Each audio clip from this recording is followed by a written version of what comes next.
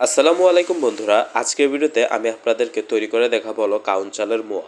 এর জন্য আমরা সবার প্রথমে কাউন চালে দিয়ে দিলাম হলো হাফ চা চামচ পরিমাণে লবণ এবং আমরা দিয়ে দেবো হলো সামান্য পরিমাণে পানি। পানি এবং লবণ দিয়ে আমরা সবগুলোকে একসাথে ভালোভাবে হাত দিয়ে মেখে নেব। মেখে নেওয়ার পর আমরা কাউন চালটাকে একটা শুকনো কড়াইয়ে ভালোভাবে ভেজে নেব। আমরা চালটা ভাজার সময় চুলাটাকে একদম লো আঁচে রেখেছি। আমরা লো আঁচে বেশ কিছুক্ষণ সময় নিয়ে চালটাকে ভেজে নেব।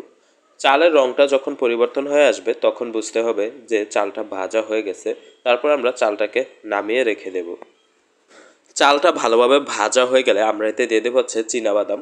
আমরা বাদামটাকে আগে থেকে ভেজে হালকা একটু গুঁড়া করে নিয়েছি যাতে চালের সাথে সহজেই মিশে যায়। এরপর আমরা একটা কড়াইয়ে পানি নিয়ে নিব, তাতে আমরা দিয়ে দেবো হচ্ছে গুড়। এখানে আমরা যতটুকু চাল নিয়েছি তার 3/1 পরিমাণে গুড় দিয়ে দিলাম। আপনারাও যতটুকু চাল নেবেন তার 3/1 পরিমাণে গুড় নিয়ে নেবেন। তো দেখুন আমরা গুড়টাকে জাল দিয়ে খুব সুন্দর একটা শিরা তৈরি করে নিচ্ছি।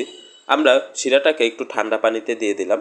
ঠান্ডা পানিতে দেওয়ার সাথে সাথে যদি শিরাটা একটু শক্ত হয়ে আসে তাহলে বুঝতে হবে কিন্তু শিরাটা তৈরি হয়ে গেছে।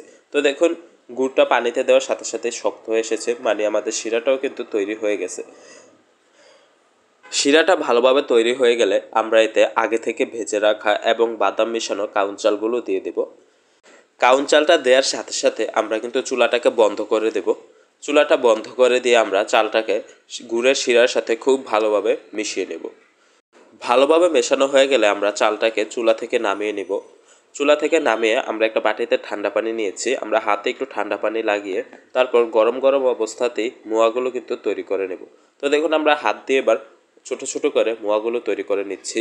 তো আশা করি আজকে ভিডিওটা আপনাদের কাছে ভালো লাগছে। ভালো লাগলে অবশ্যই একটি লাইক করে দিবেন এবং আমাদের চ্যানেলটিকে সাবস্ক্রাইব করে দিবেন এরকম আরও নতুন নতুন ও সুন্দর সুন্দর ভিডিওর জন্য। ধন্যবাদ।